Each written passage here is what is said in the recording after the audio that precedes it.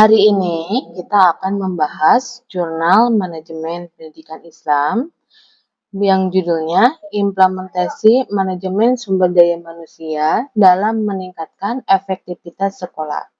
Karya Aji Tama Putra, Aditya Pradito, dan Seputri dari Universitas Islam Negeri Raden Intan Lampung, Indonesia.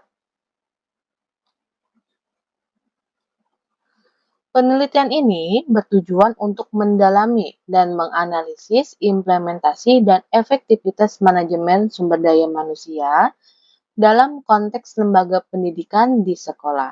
Penelitian ini menggunakan metode kualitatif dengan pendekatan deskriptif. Teknik pengumpulan data yang digunakan dalam penelitian ini adalah wawancara dan studi dokumentasi. Validasi penelitian ini juga diperoleh melalui teknik triangulasi sumber, yaitu membandingkan informasi yang diperoleh penulis dengan teori yang digunakan. Informan dalam penelitian ini terdiri dari kepala sekolah, kepala tata usaha, dan guru. Analisis data dilakukan melalui reduksi data, penyajian data, dan penarikan kesimpulan. Dan hasil penelitiannya menunjukkan bahwa implementasi manajemen sumber daya manusia di SDIT Muhammadiyah telah berjalan dengan baik dengan fokus pada 4 aspek, yaitu perekrutan, pelatihan, kompensasi, dan pemberhentian. Keempat aspek utama yang diteliti oleh penulis sesuai dengan teori Schuler dan pendapat dari ketiga informan yang telah diteliti. Hasil penelitian ini diharapkan dapat memberikan kontribusi dalam pengembangan teori dan praktik manajemen sumber daya manusia, serta memberikan panduan yang bermanfaat bagi lembaga pendidikan dalam meningkatkan kualitas dan efektivitas dalam manajemen sumber daya manusia. Para peneliti melakukan penelitian di SDIT Muhammadiyah. Hasil dari penelitiannya yang berkaitan dengan implementasi manajemen sumber daya manusia, yaitu meliputi perekrutan, pelatihan, kompensasi, dan pemberhentian. Proses perekrutan yang terjadi di SDIT Muhammadiyah Bandar Lampung, yaitu pertama proses perekrutan dilakukan dengan pemberkasan sesuai dengan persyaratan yang berlaku dan diutamakan lulusan PGSD. Kemudian setelah pemberkasan selesai, maka calon pengajar akan diseleksi kembali di PCM Muhammadiyah untuk dilakukan kaderisasi. Dan kemudian terakhir, setelah proses tersebut selesai, maka calon akan diarahkan kembali ke SDIT Muhammadiyah untuk peresmian. Proses yang kedua yaitu proses pelatihan. Proses pelatihan ini berlangsung di SDIT Muhammadiyah Bandar Lampung. Hasil temuannya, pertama adanya pelatihan rutin setiap minggu, kemudian ada pelatihan tahunan sebelum masuk tahun ajaran baru. Proses pelatihan dilakukan secara offline dan dilakukan di dalam aula, dan yang terakhir, jika terdapat guru atau staf yang tidak bisa menghadiri proses pelatihan, maka pelatihan susulan akan dilaksanakan dalam waktu dekat. Proses ketiga yaitu kompensasi yang berlangsung di SDIT Muhammadiyah Bandar Lampung itu, yaitu bentuk penghargaan untuk guru yang berprestasi. Kemudian hadiah berupa pendidikan dengan melanjutkan S2 untuk 5 orang. Kemudian ada bantuan sosial kepada guru atau staf yang sedang mendapatkan musibah. Dan yang terakhir, program umroh untuk guru dan staf yang berprestasi. Proses yang terakhir ada yang disebut dengan pemberhentian. Ini dilakukan di SDIT Muhammadiyah Bandar Lampung disebabkan oleh apa? Pertama, pemberhentian dilakukan sesuai dengan undang-undang yang berlaku. Kedua, pemberhentian dilakukan sesuai dengan ketentuan berupa tidak merokok, tidak pacaran, sedang dalam proses atau sudah masuk dalam proses perekrutan dalam suatu lembaga, perusahaan, sekolah, atau organisasi. Dan yang ketiga, pemberhentian dilakukan cross-check kembali di PCM Muhammadiyah Bandar Lampung agar tidak salah dalam prosesnya.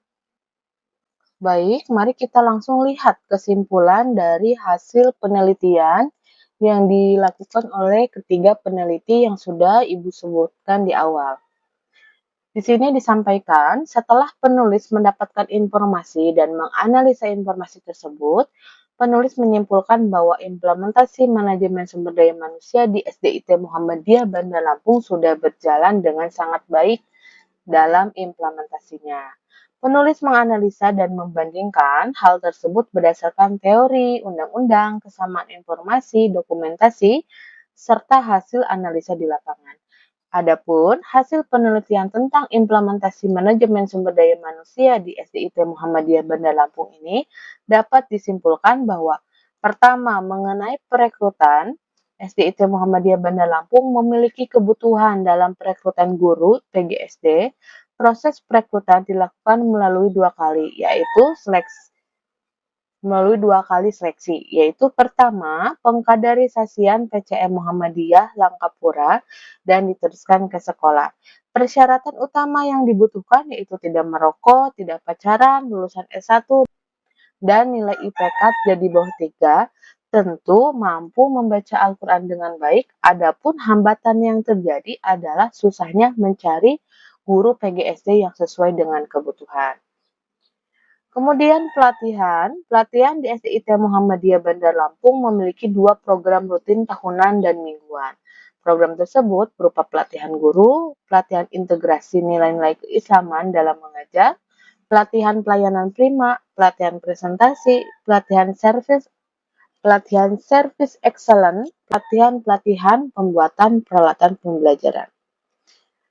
Proses yang ketiga, kompensasi di SDIT Muhammadiyah Bandar Lampung berupa pendidikan S2 ataupun untuk melanjutkan kuliah lagi di S1 PGSD. Mungkin ini berlaku bagi guru yang sudah menjadi bagian dari SDIT Muhammadiyah, tetapi pendidikannya belum S1 PGSD atau bukan S1 PGSD, maka lembaga memberikan kompensasi untuk melanjutkan kuliah di S1 PGSD.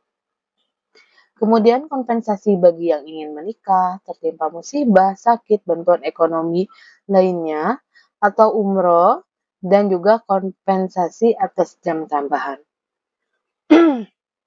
Terakhir, pemberhentian di SDIT Muhammadiyah Bandar Lampung memiliki kebijakan yaitu surat peringatan 1-3, di mana aturan tersebut berupa tidak boleh merokok, pacaran, tindakan pidana yang melawan hukum negara, dan juga aturan lain di luar kesalahan pribadi seperti staf atau guru yang telah diterima dalam perusahaan, CPNS, atau hal lainnya yang memungkinkan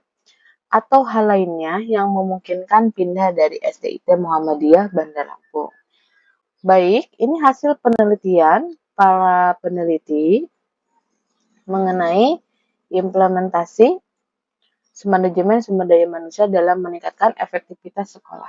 Pendapat Ibu pribadi, sekolah SDIT Bandar Lampung ini sangat baik dalam mengelola sumber dayanya, karena selain diseleksi sesuai dengan kualifikasi pendidikan, juga mereka diberi pelatihan, sehingga nanti hasil pelatihannya ini bermanfaat khususnya bagi pribadi guru tersebut dan umumnya bagi kemajuan dari lembaga pendidikan. Selain diberikan pelatihan, para guru-guru juga diberikan kompensasi dalam bentuk penghargaan untuk bisa melanjutkan pendidikan S2 atau melanjutkan pendidikan yang sesuai dengan kualifikasi jabatan yang diampu. Bahkan ada penghargaan berupa umroh untuk 5 orang. Mungkin ini bagi staf atau guru-guru yang berprestasi atau yang mampu membawa nama lembaga ke arah yang lebih baik, yang mengharumkan nama lembaga melalui perlombaan murid-muridnya. Dan yang terakhir, pemberhentian yang dilakukan oleh lembaga pun sangat objektif, dan juga di sini ada pemberhentian dikarenakan misalnya salah satu stafnya itu diterima di perusahaan lain atau sudah dinyatakan lolos menjadi seorang CPNS. Artinya, lembaga tidak membatasi staf atau gurunya yang ingin berkembang di luar lembaga. Jadi, mereka itu tidak menahan guru ataupun stafnya untuk bisa berkembang lebih dari apa yang sekarang sedang dijalani. Baik teman-teman, ini saja review jurnal kali ini. Mudah-mudahan bisa memberikan manfaat untuk kita semua dan juga bisa memberikan referensi bagi teman-teman yang sedang butuh rujukan mengenai manajemen sumber daya manusia. Untuk yang ingin mengetahui draft aslinya, nanti Ibu cantumkan alamatnya. Sampai jumpa di review jurnal selanjutnya.